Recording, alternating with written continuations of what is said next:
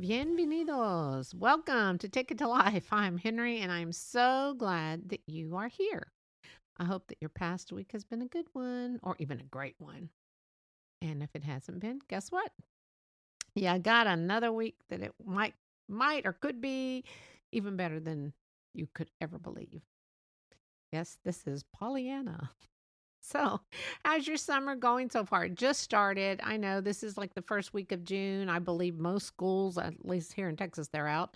So I hope you have some good plans. I think that summer is so much fun. I just used to enjoy it being a young teenager. And just to let you know, today we're going to be talking about, it's called Summer Lovin', but we're also going to be talking about puberty. So if there are little ears around and you don't want them to hear any of this, you might want to let them go watch TV, read a book, go play outside and get some vitamin D. But anyway, it's nothing really major, but just in case you don't want kids to know too much with what I might share about puberty. Um, but anyway, I hope that you do have some good plans for this summer. I hope that your kids have plenty of things to do. Just keeping them busy, and they're not allowed to just be on technology on summer. That is not a good way to spend summer. At least I don't think it is. With social media and stuff, the bullies that are out there. But what about teens? So what have you done with your teens? What are you going to do? Because there's that certain age that, yes, they are teenagers, and make sure to talk to them about everything. It's funny that I do have adult friends that have said that their parents never talked to them about anything. And most found out through friends or books. And of course, now we have the internet to go to. And that can be our friend or it could be our foe, right? I mean, you've done it. You've read an article and then you do more research and thought, that first one was a bunch of baloney. So just be careful what you read and be always watch what your kids are looking at on the internet. Uh, don't you just want for your kids to come and talk to you and say what's on their mind so that you can see what is going on in their life? I was pretty open with my kids, and they asked me just about everything that I can imagine. I'm sure not everything, but I mean, about sex and growing up. And I was upfront. I mean, I wanted them to know what I knew. And if I didn't know, guess what? No, I did not go on the internet. I would get a book. I will find that answer. But anyway, it's more common sense. But did you know that summertime, for those of you who do have teens, and then not to worry you, but summer time may increase the chance of getting pregnant. Yes, sunny months normally translate into higher level of melatonin and vitamin D. In the case you're wondering why those two things are so important, well, let me tell you.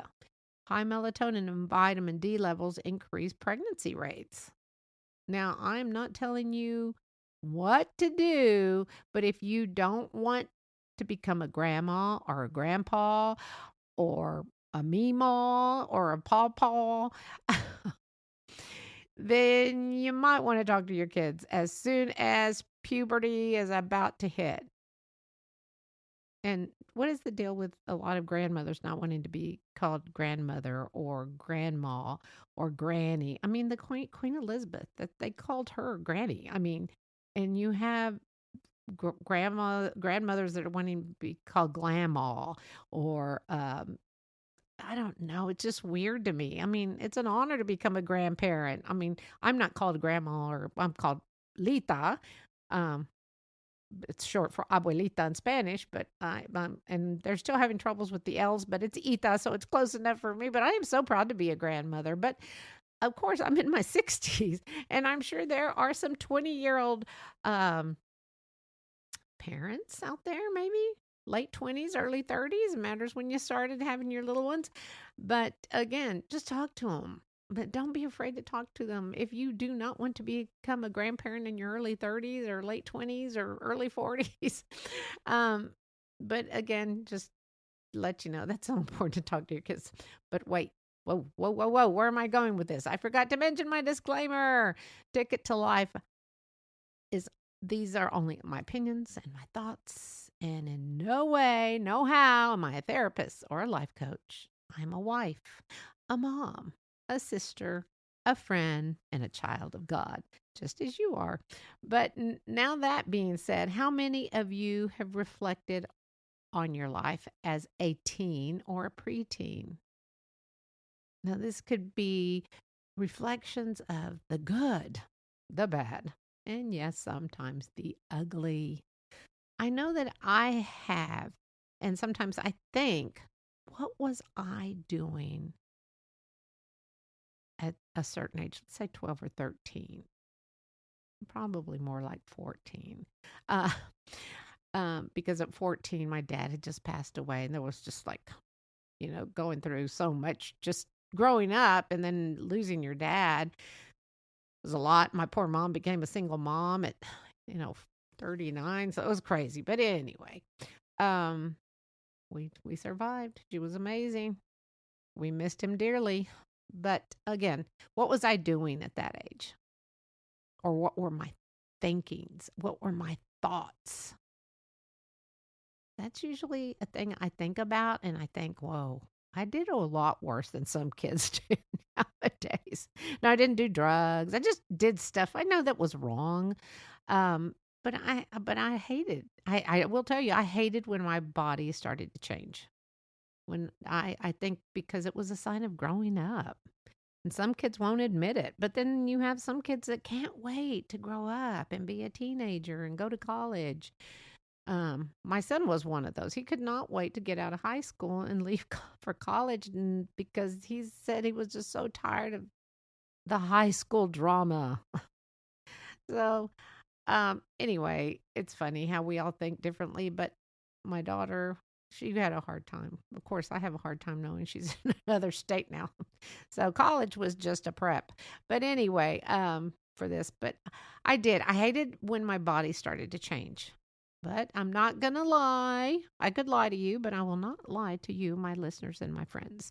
Um, the attention boys gave you when you're kind of a plain Jane, and all of a sudden your body starts changing.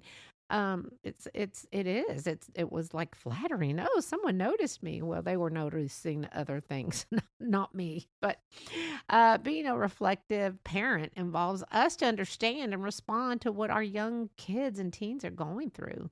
I mean, mentally and physically, and learning how to deal with these changes.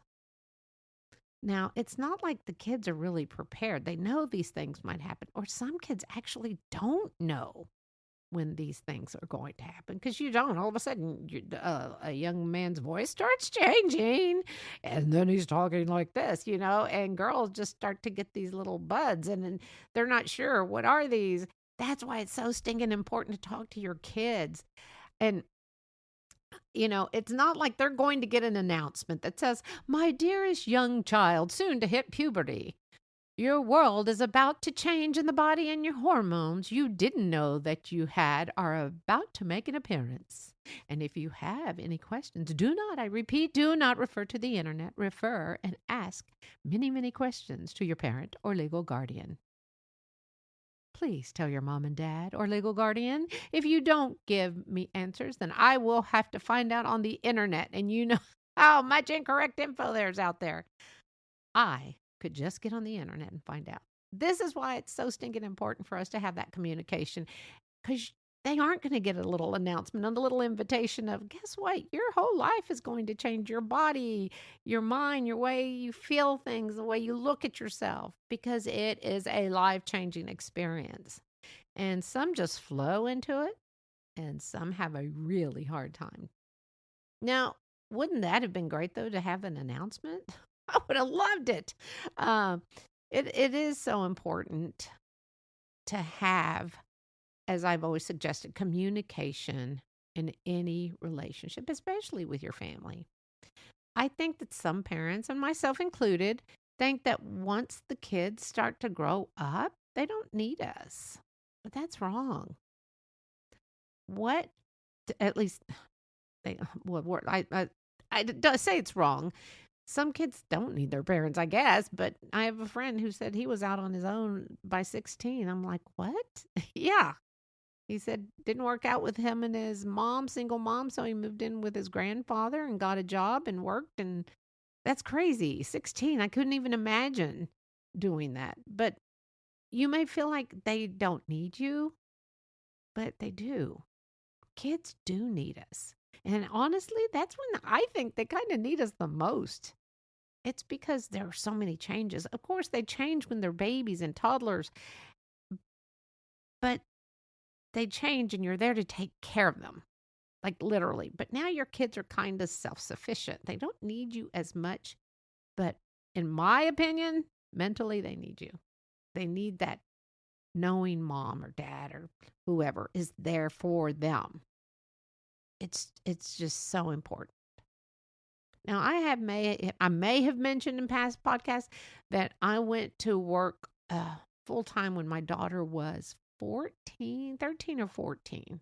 My son was in his freshman year of college, and well, maybe she was older because she was older. Taking that back, let me backtrack. She was older. I'm going to say maybe she was about 15 or 16. But anyway, I'm so sorry. So he's his freshman year of college. I go back to work. And, I thought, this is great. But FYI, my daughter later on told me that she hated it when I went back to work full time. She said, I hated coming home and you weren't there. Now, before some of you get your panties in a wad, I understand that many parents need to work. Both need to work. And a single parent has definitely got to work. But I just hope that you have that open communication with your kids so they're going to at least let you know how they're feeling. Just remember, when you get home from work, that work is over. And it's time to spend time with your family. And I did ask my daughter, because she didn't tell me till, I don't know, a couple of years later when she was probably in college, And I asked her, I said, why didn't you tell me? I'm not saying I would have quit working, but I would have been able to, I don't know. I felt like she didn't need me. She had a car, she was driving. So yeah, she was about 16. And I told her, why didn't you say something? And she told me she didn't like me working, but she told me that she knew I liked it. And I didn't want to make you feel bad. So my daughter was thinking of me, but I really wasn't thinking of her. And I felt really bad about that. So now I know. But if you're able to stay home, great. If you don't want to stay home, great. Just find some good childcare, someone with a good head on their shoulders. Make sure they're certified in CPR and childcare for any age. And I mean, what do you do with your teens? Your teens cannot go to daycare during the summer. This is why it's so important to talk to them. So I do have to admit that my kids are my everything. And luckily, they still like me and still ask me for certain things. And that really helps me know that I am needed. But I think most kids are. My husband and I, we've just been so blessed to have really good kids, adult children, and now we have grandchildren. And that's a blessing. And we are so blessed there. And I just can't even tell you. But just let your kids know how important they are and they're adults, of course. And the thing is, it is hard being a parent and they're adults and not wanting to say certain things. You do have to learn to bite your lip because they are adults. You may not agree with everything that they do or say, but just bite your lip. But anyway, bite your tongue, get some tape over your mouth or whatever. But as I do think that kids should be able to confide in you. And when they tell you something, you cannot freak out because that will be the last time they will confide in you. I've had a couple friends that have told me that their daughters feel like they are ready to have sex. And I said, so what did you do? And she said, well, I talked to her and talked to them. There were two different situations. And they went on and put them on the pill. But as of yet, now this has been a while back. As of yet, I'm sure they're not going to run home and go, Mom, guess what I did? You know. But they're on the pill, and that's their choice, and that's what they did. And I'm not saying that all people should do that. But I did love the fact that their daughters were able to come talk to them and tell them, Mom, I think I'm ready. Now, why did she think she was ready? One was 15, the other was 16. Um, because they are in love. But I mean, maybe they are. I don't know. But when you're young, how many boys did I say, I love you too? I don't know.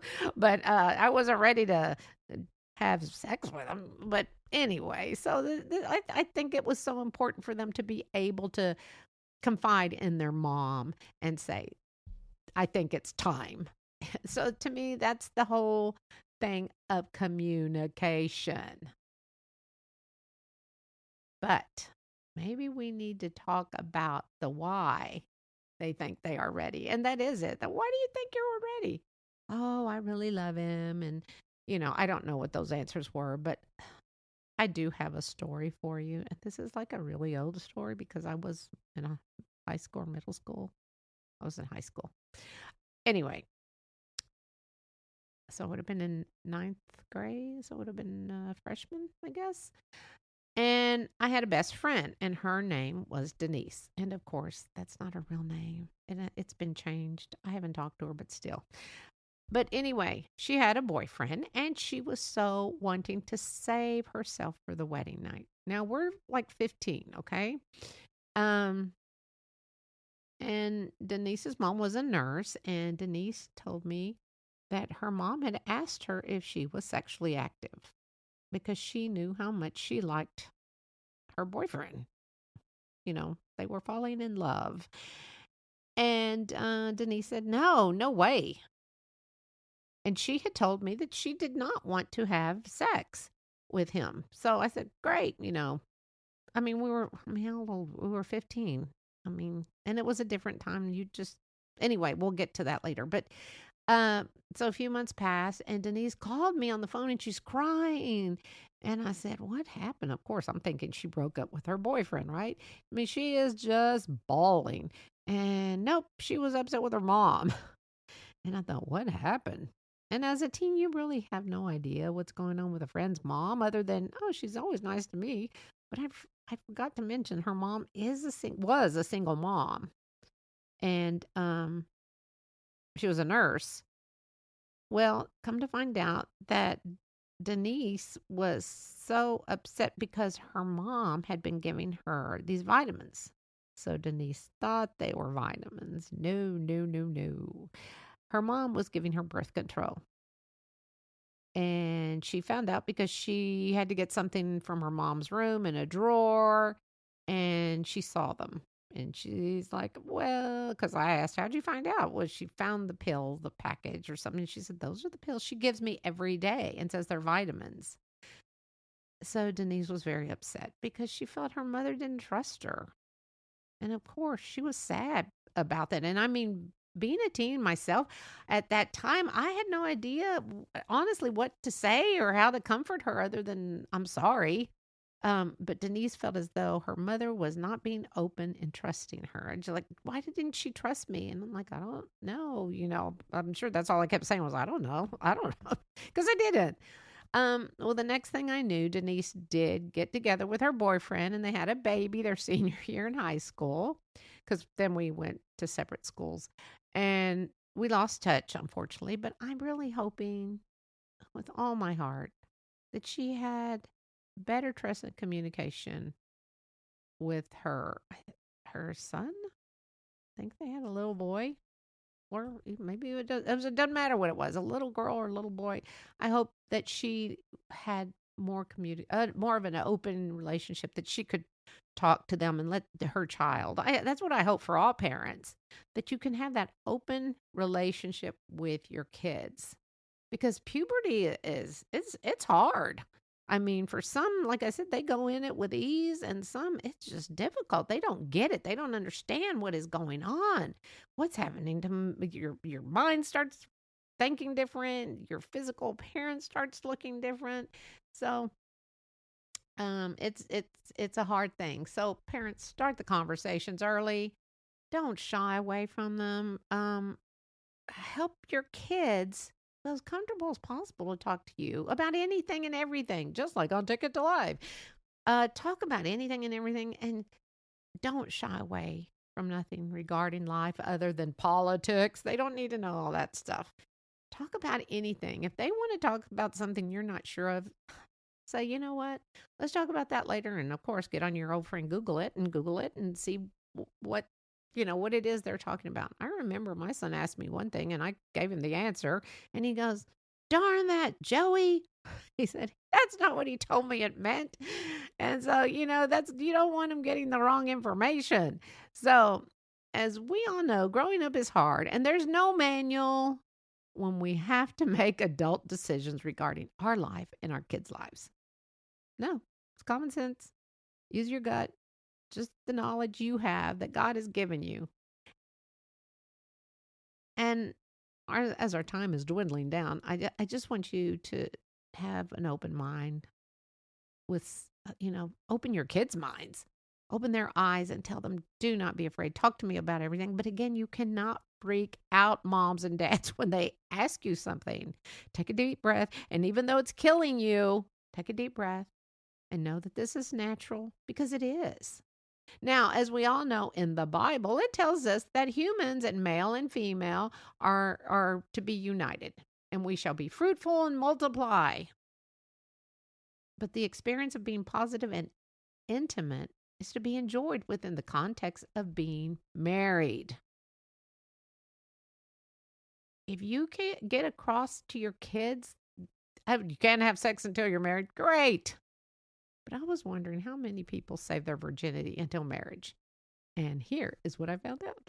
In the U.S., there's a small percentage of people that save their virginity until marriage. Studies indicate that by age 44, 3.3% of individuals have abstained from sex until marriage, while 1.3 have not had sex or been married. Now, that's a small portion of our population here in the U.S., and I don't know how old this thing was, but then I was curious. Is it what about men? How many? Because when you think virginity, you don't really think about men. You always think about the woman saving herself. And it said that the exact percentage of men who saved their virginity until marriage, from Princess Bride. But anyway, studies show that the significant portion of Americans do not. By age 20, about 77% have had sex and 75% have had premarital sex. So, it is what it is. And again, that's just, things have changed. Back in yesteryear, that's what you did. You held off as long as you possibly could. So there you have it. Puberty, an awkward stage in our lives. And yes, parents, don't forget you went through that. So when you see your daughter or your son and they start changing, don't make a big deal about it. First of all, you should be very happy that they are healthy and growing in the way that they should be, which is always a great thing. And of course, some kids will hit puberty early in age and some will hit it later in age. But it is a God-given thing, and it's great, because without that, we would not be able to multiply. But so it's interesting. I think life is interesting. Ticket to Life. It is so freaking interesting. And of course, our time is coming to a close. But as usual, I hope that you've enjoyed this podcast, and hopefully just know that you are not alone in parenting. Parenting is so hard. Being an adult is hard enough. And then when you have kids, it's hard. And being a parent with kids going through puberty, it's hard because you don't want to say the wrong thing, but you want to comfort them, and then they feel awkward, but just be there for them. And hopefully they still watch the film. They used to show a film at school, but honestly, I have no idea. I really don't know if they still do that. I would hope they do, because probably some parents don't have time to talk to their kids or make the time. Well, I know here in Texas that they every year they would show the film. Yes, quotation marks, the film. And you would have to get a parent's consent to watch the film. You know, the one that tells you about the birds and the bees. Not a nature film, a film of reproduction. Well, birds and bees, that is reproduction, but in humans. So I'm hoping they still show that, because some kids will feel awkward watching that. And they used to put the boys in one room and the girls in the other room, but now with everything, we're all the same. And I can't imagine they put them in the same room because our bodies are different. Yeah, they may change later on in life, but so I don't know what they do. But anyway, I'm hoping they do still show them that. Of course, for religious reasons, some people can't see that, and that's fine. It is what it is. So, again, thanks for tuning in. And if you haven't heard the podcast on Mental Warrior, give it a go. It is, Phil tells a wonderful story. It absolutely is a wonderful story about his life and how he has processed it and how he's doing. And he's doing great. And if you know someone with mental issues, I highly recommend you ask them, hey, listen, I heard a podcast, Ticket to Life, and you need to listen to the podcast Mental Warrior. Because listening to him, it was amazing. And how he has been able to control it's possible just listening to him. But anyway, you can also hear Ticket to Life on most podcast platforms, and Thursday mornings in Atlanta, Georgia at 7 a.m. Eastern on WDJY 99.1. And thank you again. And always look around and go find your blessings. You're one of mine, and I hope to see you next week. Have a wonderful next 7 days.